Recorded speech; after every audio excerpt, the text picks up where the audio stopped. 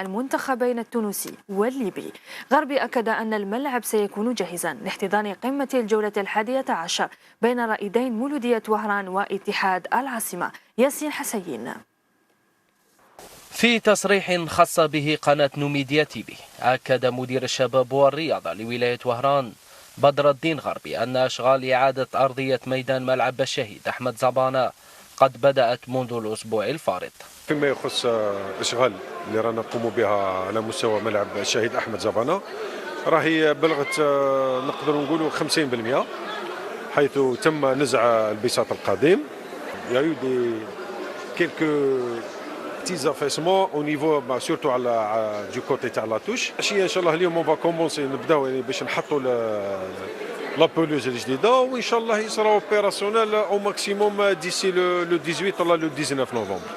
غربي أعرب عن سعادته بالبساط الأخضر الجديد الذي سيضفي حلة جديدة ابتداء من مباراة اتحاد العاصمة، وعن الميزانية المقدرة يقول: بساط ميزانية تاع 25 مليون دينار جزائري، 2 مليار 502 سنتيم. لا هذه من بريزون شارج من الولاية.